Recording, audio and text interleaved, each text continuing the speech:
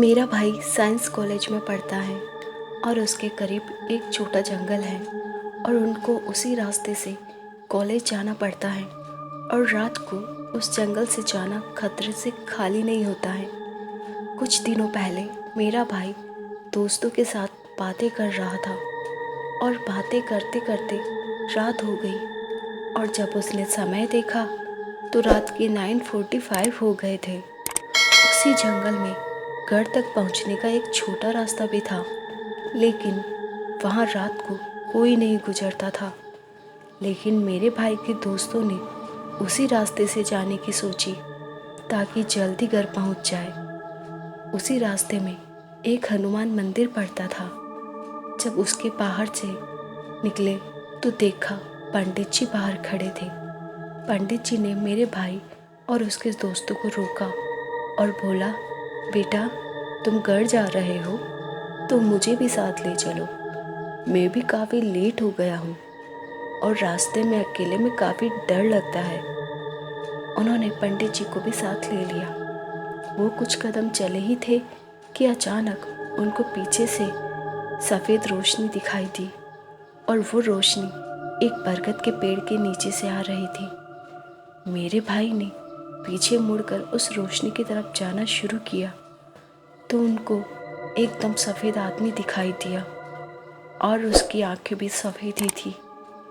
मेरा भाई पूरी तरह डर गया और भागकर दोस्तों के पास आया और उनको उस आदमी के बारे में बताया। मेरे भाई के दोस्त भी उसको अब देख पा रहे थे और वो जोर जोर से चिल्ला रहे थे, कौन है तू, कौन है तू। तभी पुजारी जी ने हमें चुप रहने को कहा। अब वो समझ चुके थे कि वो कोई बुरी आत्मा है। उनको पुजारी जी ने चलते रहने को कहा। वो आत्मा उनकी तरफ देख रही थी लेकिन पास नहीं आई।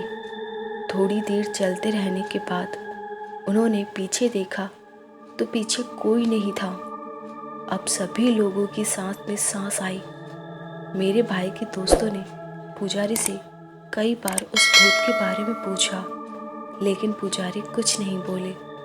वो सभी जंगल से बाहर आ चुके थे और पुजारी जी ने कहा, ठीक है अब मैं घर जाता हूँ। वो आगे चल रहे थे।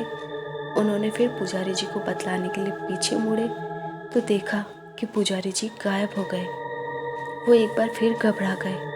वो माजरे को समझने के लिए पुजारी जी के घर गए तो पुजारी जी खाना खा रहे थे। उन्होंने उनसे पूछा, आप कहाँ गायब हो गए।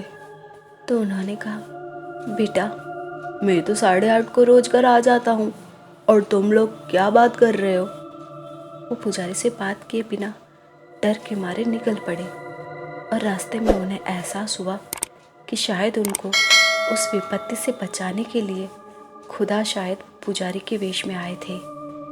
मेरा भाई और उसके सभी दोस्त हनुमान जी के अनन्य भक्त हैं। मित्रों, ये मेरे भाई के साथ घटी एक सच्ची घटना है। आई होप आपको पसंद आई होगी।